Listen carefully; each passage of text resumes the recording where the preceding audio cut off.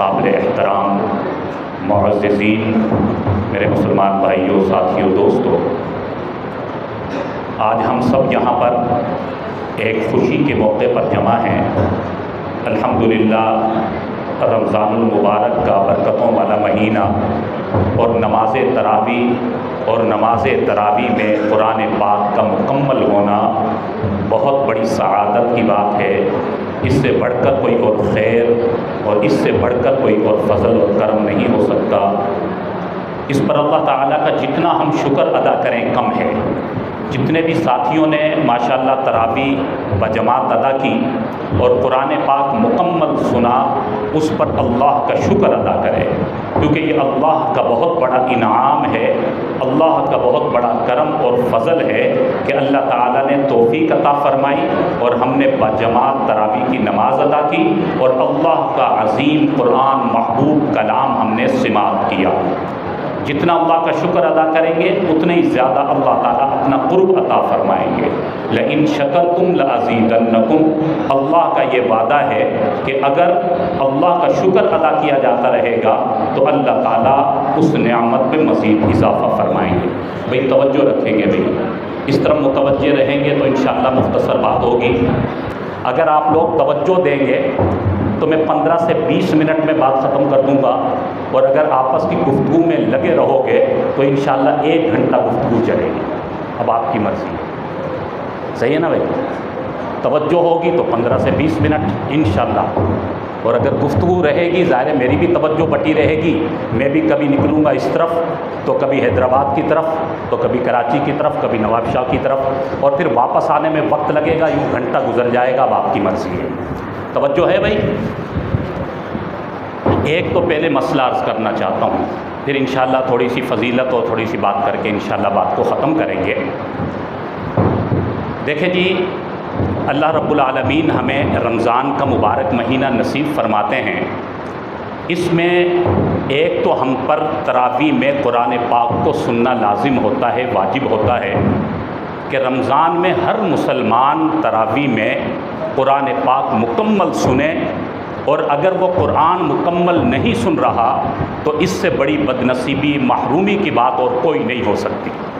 اور اس کے ساتھ ساتھ رمضان المبارک میں ہم پر تراویح کی نماز ادا کرنا ضروری ہے، جو سنت علی المؤکدہ ہے، جو لازم ہے۔ اگر ہم اس کو ادا نہیں کریں گے تو ہم گناہ گار ہوں گے، ادا کریں گے تو اتنے فضائل ملیں گے جس کا شاید شمار بھی ممکن نہیں۔ الحمدللہ 15 دن میں قرآن پاک مکمل سن لیا، اللہ کا خوب شکر ادا کریں، اللہ نے بہت بڑا انعام عطا فرمایا۔ لیکن اس کے ساتھ ساتھ یہ بات ذہن میں رکھیے کہ قرآن سننے کا وجوب تو ادا ہو گیا، قرآن سننے کی جو ہم پر ذمہ داری تھی وہ تو ہم نے ادا کر لی، لیکن تراویح کی ذمہ داری مکمل نہیں ہوئی، تراویح ساقط نہیں ہو گئی۔ عام طور پر ہمارے ذہن میں یہ بات آتی ہے کہ ہم نے 15 دن اہتمام سے تراویح پڑھی، قرآن پاک مکمل سن لیا، لہٰذا اب ہم پر نہ تراویح کی ذمہ داری ہے، قرآن تو ہم نے سن ہی لیا ہے، لہٰذا اس کے بعد تراویح میں سستی ہو جاتی ہے۔ یاد رکھیے، اگر ہم اس کے بعد تراویح ادا نہیں کر رہے تو بہت بڑی محرومی حاصل کر رہے ہیں، ہمارے لیے بہت بڑی کوتاہی کی بات ہوگی۔ اتنا بڑا شرف اور کرم اللہ کی طرف سے مل رہا ہو اور ہم وہ حاصل کرنے کو تیار نہ ہوں۔ اس لیے اس بات کو ذہن میں رکھیں کہ جب تک مکمل مہینہ نہیں ہو جاتا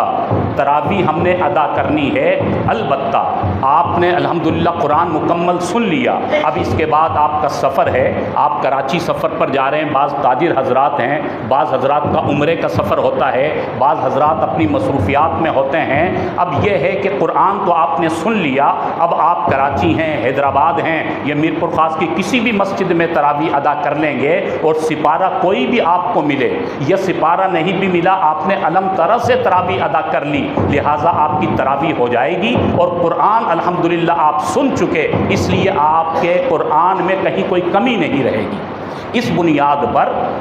10 دن اور 15 دن کی تراویح کا اہتمام کیا جاتا ہے کہ جن کو سفر درپیش ہے، جن کی مصروفیات ہیں، لہٰذا وہ قرآن پاک ایک دفعہ جم کر تسلسل کے ساتھ اور پابندی کے ساتھ پورا کر لیں، پھر جس شہر میں بھی ہوں، جہاں بھی ہوں، اپنی تراویح ادا کر لیں۔ تو تراویح کو نہیں چھوڑنا۔ اگر تراویح ساقط ہوتی رہے گی، تراویح چھوٹتی رہے گی، تو یقیناً ہم نے جتنی بڑی فضیلت حاصل کی اتنا ہی بڑا ہم اپنا خسارہ کر بیٹھیں گے۔ تو ایک تو یہ بات ذہن میں رکھیں کہ ہم نے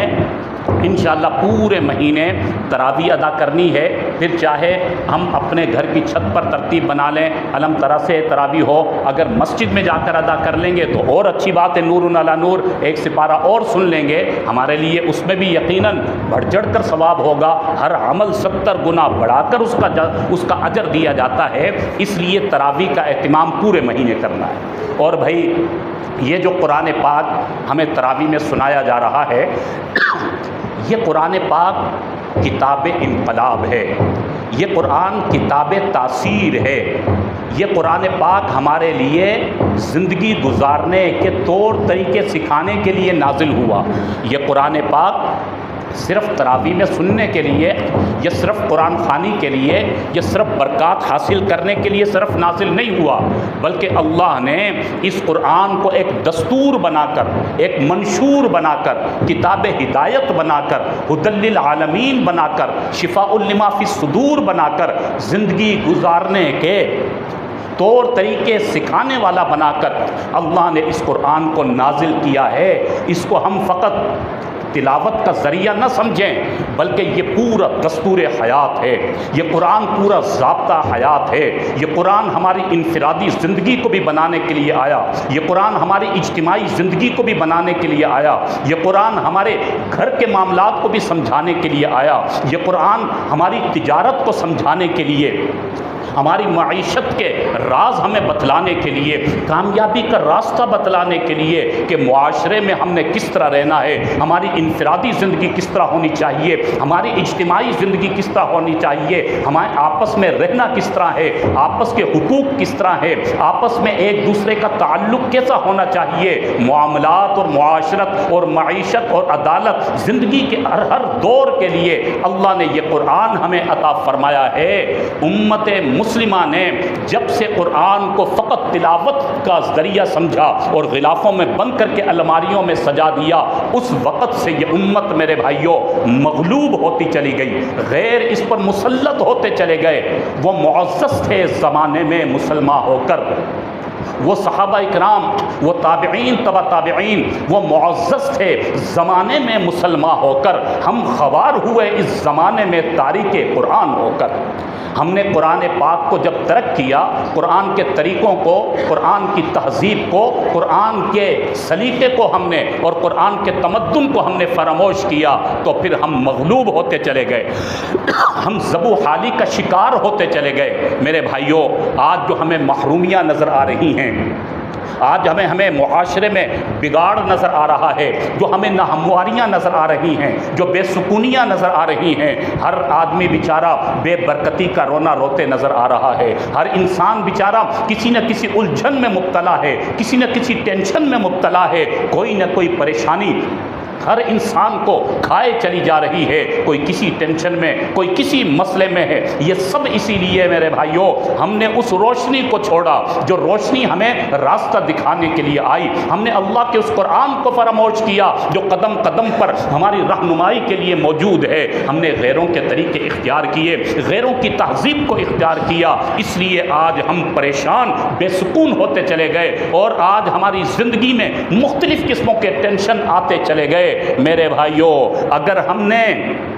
اپنی زندگی کو کامیاب بنانا ہے، اپنی محرومیوں کا ازالہ کرنا ہے، اگر زندگی میں اور کاروبار میں برکت چاہیے، اپنے مسائل کا اگر ہم نے حل ڈھونڈنا ہے، تو آئیے پھر اللہ کے قرآن کی طرف۔ ان ھذا القرآن یہدی للتی ہی اقوم، اللہ قرآن میں خود فرما رہے ہم نے اس قرآن کو قوموں کی ہدایت کے لیے نازل کیا، قوموں کی رہنمائی کے لیے نازل کیا، قوموں کی عظمت اور عزت ان کو دینے کے لیے ہم نے اس قرآن کو نازل کیا۔ یہدی للتی ہی اقوم، قوموں کی ہدایت اس میں ہے، قوموں کی سربلندی اس میں ہے، قوموں کی عظمت و عزت اس قرآن میں ہے۔ تو اس قرآن کی طرف جب ہم آئیں گے تو پھر ہمارے لیے راستے کھلیں گے، کامیابی ہمیں نظر آئے گی۔ آج ہم قرآن کو بند کر کے دوسروں سے روشنی مانگ رہے ہیں، اس لیے پریشان ہیں۔ کتاب انزلناہ الیک لتخرج الناس من الظلمات الی النور، اللہ فرماتے ہیں ہم نے اس کتاب کو اس لیے نازل کیا من الظلمات الی النور کہ تمہیں اندھیروں سے نکال کر یہ روشنی عطا کرے، تمہیں پستیوں سے نکال کر تمہیں عزتیں اور عظمتیں عطا کرے، تمہیں بلندیاں عطا کرے۔ یہ قرآن تو میرے بھائیوں اس لیے آیا، اور ہم نے اس کے ساتھ کیا کیا ذرا ہم سوچیں۔ یہ رمضان گزرا، یہ قرآن کو غلافوں میں بند کیا اور الماریوں میں سجا دیا، اور پھر یہ مہینوں گزر گئے، سال گزر گیا، قرآن سے کوئی تعلق نہیں۔ جب قرآن سے بے وفائی ہوگی تو پھر کہاں سے خیر آئے گی، کہاں سے برکتیں آئیں گی؟ میرے بھائیوں، آج کا مسلمان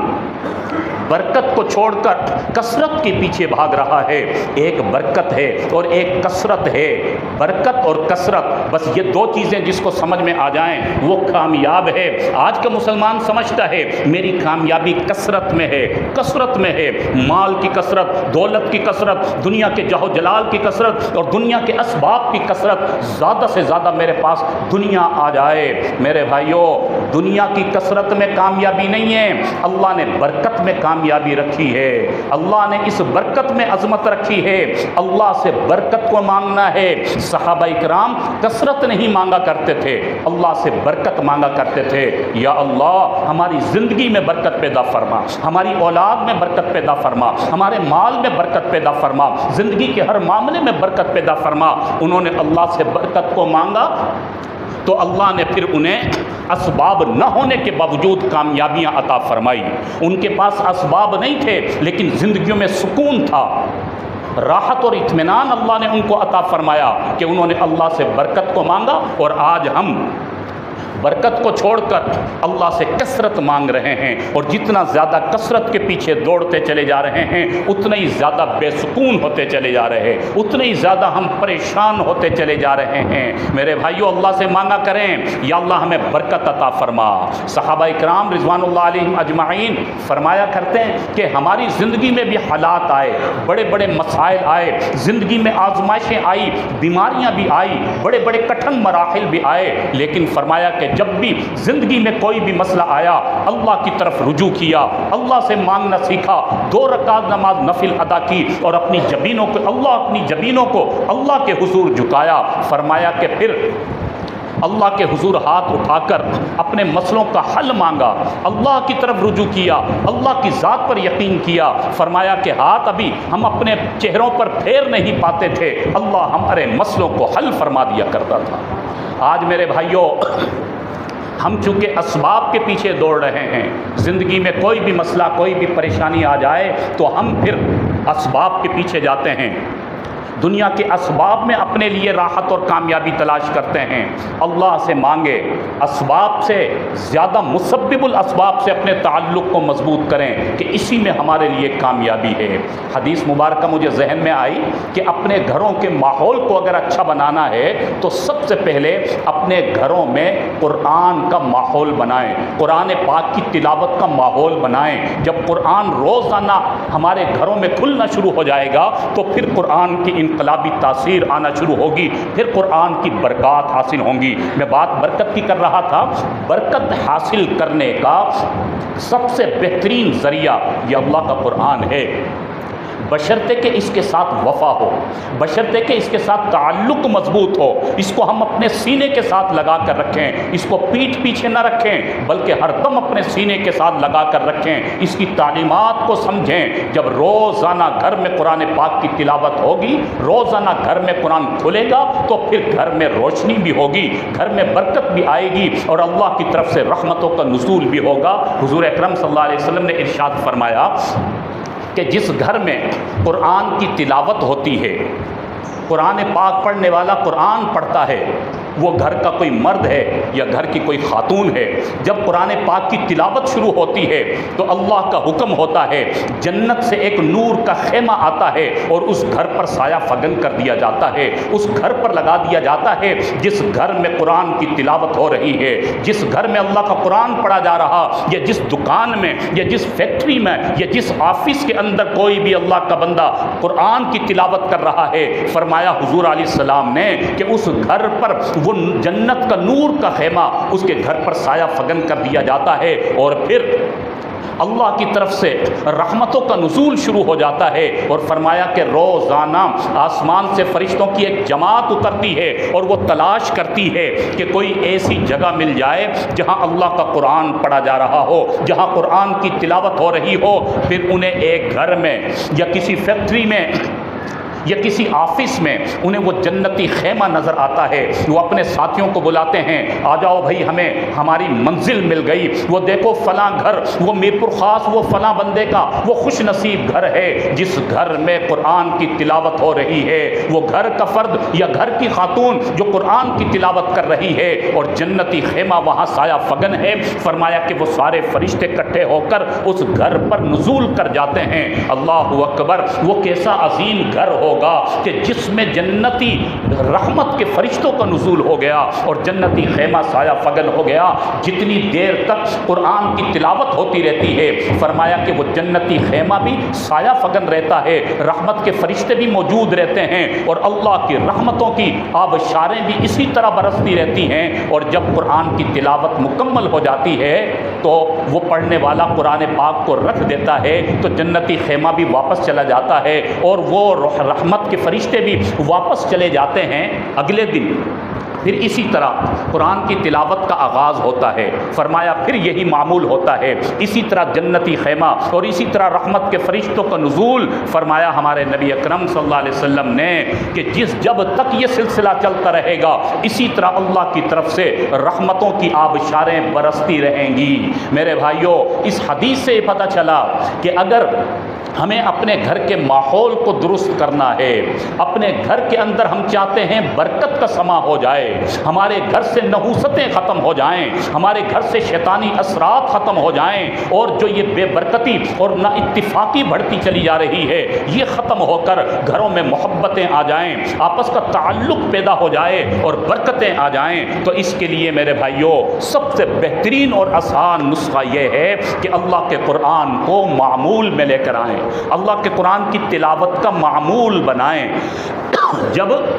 قرآن کی تلاوت شروع ہو جائے گی، قرآن کی تلاوت کا معمول شروع ہو جائے گا، پھر اس کے بعد انشاءاللہ اللہ توفیق بھی نصیب فرمائیں گے کہ قرآن کا علم ہمیں کیا کہہ رہا ہے، قرآن کی تعلیمات ہمیں کیا کہہ رہی ہیں، اور اس کے بعد پھر عمل کا جذبہ بھی پیدا ہوگا۔ قرآن کی تلاوت اور اس پر عمل کا جذبہ یہ لے کر جب ہم اپنی زندگی میں آگے بڑھیں گے تو انشاءاللہ ان محرومیوں کا ازالہ ہوتا چلا جائے گا اور یہ بے برکتیاں ختم ہوتی چلی جائیں گی، اور انشاءاللہ ہماری زندگی بھی سرخرو ہو جائے گی اور ہماری آخرت بھی بنتی چلی جائے گی۔ اس لیے میرے بھائیوں، اس لیے کہ ہمیں اللہ نے اس دنیا میں ہمیشہ کے لیے نہیں بھیجا، اس دنیا میں اللہ نے ہمیں آخرت کی فکر کے لیے بھیجا، آخرت کے لیے زادرہ جمع کرنے کے لیے بھیجا ہے، اور اس کے لیے اللہ کا قرآن بہترین نسخہ۔ جتنا اللہ کا قرآن پڑھیں گے اتنا ہمارے لیے آخرت کا ذخیرہ ہوتا چلا جائے گا۔ ایک حدیث مبارکہ عرض کر کے بات کو ختم کرتے ہیں۔ فرمایا جب قیامت کا دن ہوگا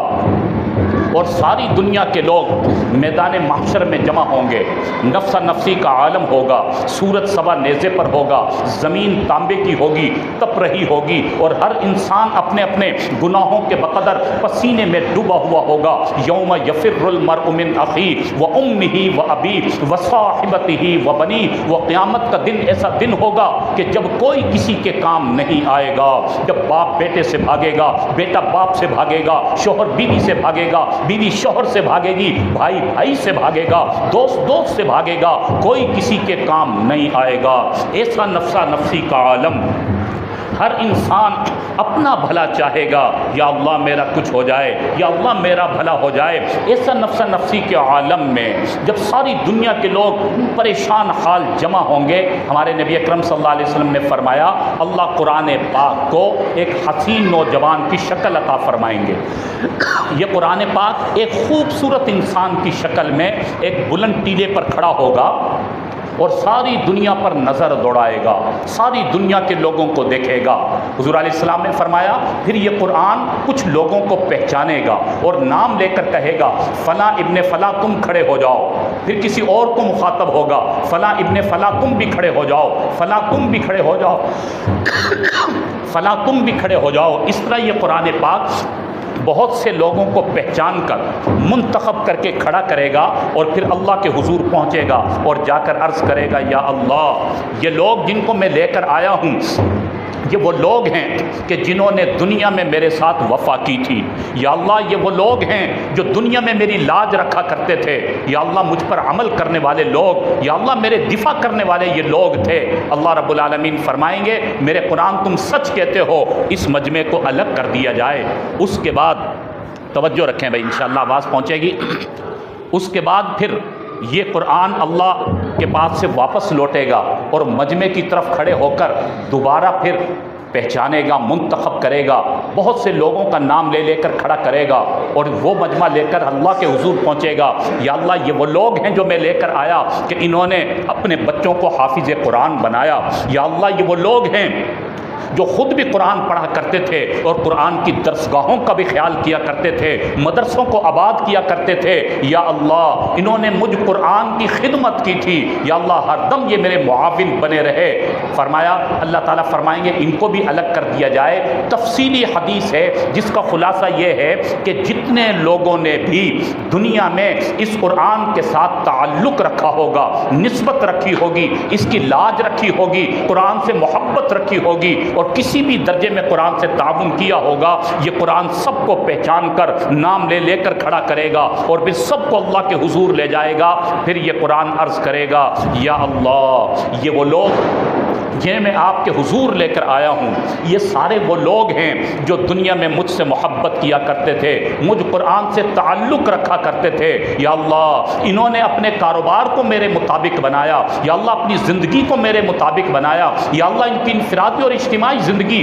مجھ قرآن کے مطابق تھی اور اپنے گھروں میں مجھے یہ روزانہ تلاوت کیا کرتے تھے، یا اللہ میرے لیے ان کی محنتیں ہوتی رہی، یا اللہ میرے یہ وہاں پر پاسبان بنے رہے، محافظ بنے رہے۔ اللہ رب العالمین فرمائیں گے میرے قرآن تم سچ کہتے ہو، یا اللہ میں یہ چاہتا ہوں ان کو اس دنیا میں میری محبت کا جو صلہ ہے وہ یہاں پر دے دیا جائے، یا اللہ ان کو انعام دیا جائے۔ حدیث میں آتا ہے اللہ رب العالمین فرمائیں گے میرے قرآن تمہاری سفارش قبول کی جاتی ہے اور اللہ کا حکم ہوگا کہ جتنے بھی قرآن نے لوگوں کو الگ کیا ہے ان سب کو بغیر حساب کتاب کے جنت میں داخل کیا جاتا ہے۔ تو میرے بھائیوں یہ قرآن کی نسبت اور قرآن کا تعلق کام آئے گا۔ کل قیامت کے دن یہ دنیا کا مال و دولت اور دنیا کے اسباب اور دنیا کے عیش و عشرت کے سامان کام نہیں آئیں گے، یہ قرآن کا تعلق کام آئے گا۔ اس لیے میرے بھائیوں اس قرآن کی عظمت کو سمجھیں، اس قرآن کی نعمت کو سمجھیں، اس عظیم روشنی کو اپنے سے دور نہ ہونے دیں۔ اس عظیم روشنی کو چھوڑ کر کہیں اور سے ہمیں کوئی روشنی کامیابی نہیں دلا سکتی۔ ہمارے لیے صراط مستقیم یہی ہے، کامیابی اور عزت اور عظمت اللہ نے یہی پر رکھی ہے۔ اس لیے جو تراویح میں ہم نے قرآن سنا اور سن رہے ہیں اس جذبے کے ساتھ سنیں اور یہ عزم کر لیں کہ انشاءاللہ اس قرآن سے ہم نے بے وفائی نہیں کرنی، اس قرآن پر انشاءاللہ ہم نے عمل کرنا ہے۔ عمل کریں گے بھئی انشاءاللہ۔ اور قرآن پر عمل کے لیے سب سے پہلی چیز کہ ہم نماز کی طرف آ جائیں۔ جب نماز کی طرف آ جائیں گے تو انشاءاللہ آہستہ آہستہ اور گناہوں سے بھی بچنا شروع ہو جائیں گے۔ تو بھئی انشاءاللہ نمازوں کا اہتمام کریں گے انشاءاللہ۔ جس طرح ہم نے رمضان میں کوشش کی نمازوں کا اہتمام کیا، بالکل اسی طرح جب نیت کر لیں گے اور کوشش کریں گے تو اگلے 11 مہینوں میں بھی انشاءاللہ نماز پڑھنا مشکل نہیں ہوگا۔ جب انسان عادت بنا لیتا ہے تو پھر وہ چیز مشکل نہیں لگتی۔ ہم ڈیوٹی پر جاتے ہیں ایک ٹائم ہو جاتا ہے کہ 8 بجے یا 9 بجے ہم نے پہنچنا ہے تو نیند بھی قربان کرتے ہیں، باوجود طبیعت میں کمزوری بھی ہوتی ہے لیکن اپنے وقت پر جا رہے ہوتے ہیں، کیونکہ عادت بن گئی۔ آج نماز پڑھنا ہمارے لیے اس لیے مشکل ہو گیا کہ ہم نے عادت نہیں بنایا۔ اگر اس کو عادت بنا لیں اور ذمہ داری سمجھ کر اور لازمی سمجھ کر انشاءاللہ اس کو ادا کریں گے تو نماز بھی ہمارے لیے مشکل نہیں رہے گی۔ تو انشاءاللہ بھائی اہتمام کریں گے نا بھائی انشاءاللہ۔ میں ایک بار دونوں حافظ صاحبان کہ جنہوں نے ماشاءاللہ قرآن پاک سنایا ہے، کیا نام ہے ان کے؟ خزیمہ، حافظ حذیفہ، ماشاءاللہ حافظ حذیفہ آپ کے صاحبزادے کا نام ہے؟ ہمارے ماشاءاللہ حاجی محمد علی صاحب کے صاحبزادے حافظ حذیفہ اور ہمارے فیاض بھائی کے صاحبزادے حافظ خزیمہ، ان 2 شہزادوں نے ماشاءاللہ قرآن پاک سنایا۔ بہت بڑی سعادت کی بات ہے۔ میں دل کی گہرائیوں سے ان دونوں نوجوانوں کو، شہزادوں کو بھی مبارکباد دیتا ہوں، حاجی صاحب اور ان دوسرے بچے کے والد بھائی فیاض صاحب کو بھی دل کی گہرائیوں سے مبارکباد دیتا ہوں، اور ماشاءاللہ ملک برادری کی ماشاءاللہ جو ویلفیئر ہے، ان تمام ذمہ دار حضرات کو دل کی گہرائیوں سے مبارکباد دیتا ہوں کہ آپ حضرات کی کوششوں سے اور محنتوں سے ماشاءاللہ یہ ایک خیر کا کام ہے جو چل رہا ہے۔ اللہ تعالیٰ اس پر آپ کو استقامت نصیب فرمائے اور اسی طرح خیر کے کاموں میں بڑھ چڑھ کر حصہ لینے کی توفیق نصیب فرمائے۔ بھائی ابراہیم صاحب، حاجی غلام نبی صاحب، دیگر تمام احباب ماشاءاللہ معززین ہیں، سب کی کاوشیں ہم دیکھتے رہتے ہیں۔ اس کے علاوہ بھی دیگر اور بھی اپنی شہر کی فلاح کے حوالے سے اچھے کاموں میں ماشاءاللہ آپ تمام حضرات ہمیں پیش نظر آتے ہیں۔ ہماری دل سے دعا ہے کہ اللہ تعالیٰ آپ تمام احباب کی کاوشوں کو، محنتوں کو اللہ تعالیٰ اپنی بارگاہ میں قبول فرمائے اور اسی طرح خیر کے کاموں میں لگے رہنے کی توفیق نصیب فرمائے۔